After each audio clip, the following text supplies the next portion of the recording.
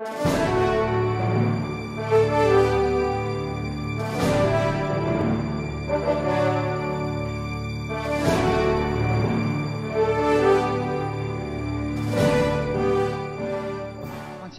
and under the definition by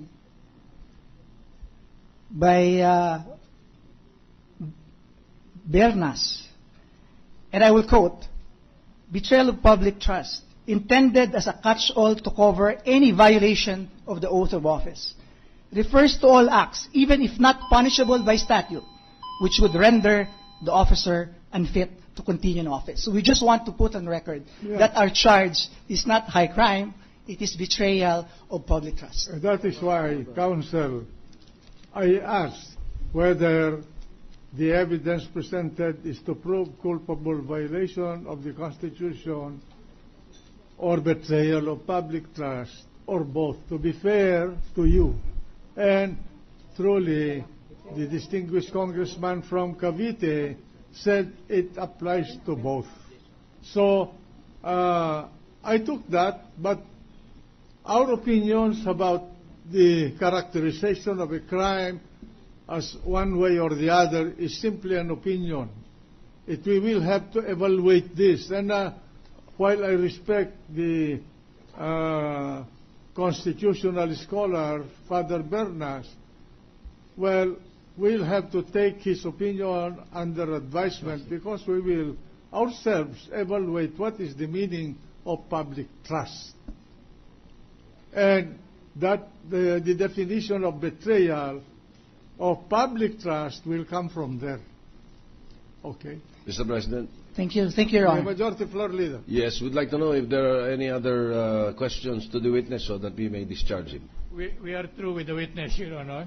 We are requesting... There is no redirect, Your Honor. So may we request that the witness be excused, Discharged. Your Honor. Yes. The witness is discharged. Thank you. Mr. President, before a motion that I will be posing in a while, may we recognize Senator Onasan for a inquiry? The gentleman from Sorsogon. Mr. President, Senator Onasan. as a senator judge, I cannot put this issue of premature disclosure of information to the public before it is offered as evidence until we hold both the prosecution and the defense accountable and bind them to an order of the court last week, which required or directed the spokesperson of the court to confer with the spokespersons of the prosecution and the defense so that they may moderate their pronouncements and the information that they disclose to media. Because it was our observation, to which no one objected, that apparently the trial outside the courtroom is proceeding faster than the trial inside the court. So, Mr. President, I would submit that we ask the spokesperson of the court for a report now on how that order of the court was implemented. I submit, Mr. President. I suggest that we take that in our caucus on Monday. I submit, Mr. President. We'll take that up in our caucus on Monday.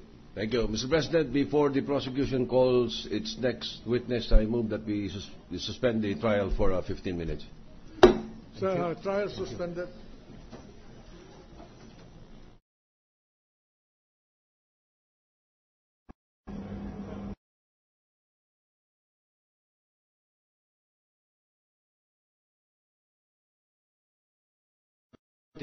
Properties. Kaya hindi po totoo na hindi po sa kanila nanggaling ang mga listahan na ipinalabas sa media dahil nagpa-picture taking pa po si Ginoong Tupas. Kitang-kita ko po kanina sa TV.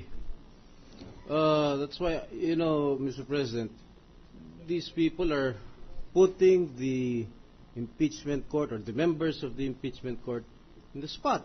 Pinapaniwala kami, pinapaniwala nilang publiko na 45 ari-arian ang pagmamayari ng Chief Justice. Pero pagdating dito, 24 lang yata ang ari-arian ni Chief Justice. Yung 6 doon, parking lot pa. Yung iba, nasa pangalan ng kanyang mga anak. You know, Mr. President, I am not defending the Chief Justice. I don't even know him. In fact, he is one of those who conspired to oust my father from office. Ang sinasabi ko lang, kailangan maging patas tayo rito sa hukuman to. Huwag po tayo magsisinungaling. Yun lang po, Ginoong Pangulo. Counsel? Yeah, Mr. President, Your Honor, my name was mentioned. May I just Yes. reply? Proceed.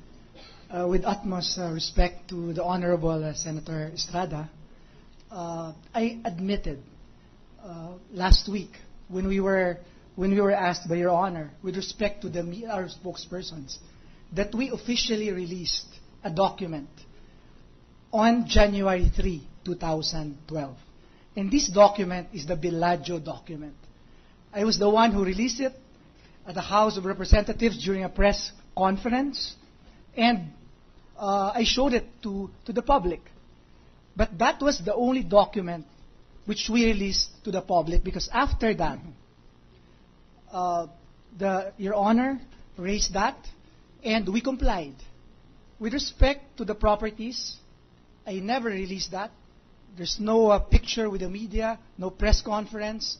It was attached as an attachment with the request for a subpoena, which was filed around 3 days before January 16.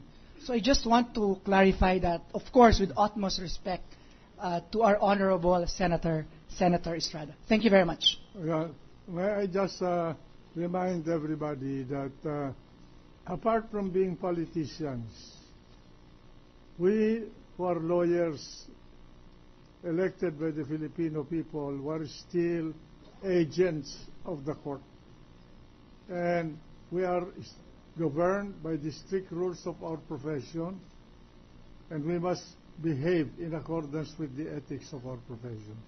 And I would like to appeal to everybody,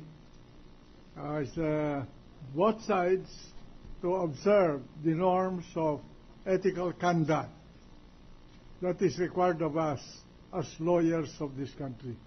So, proceed. Mr. President, we understand there's another witness for cross-examination.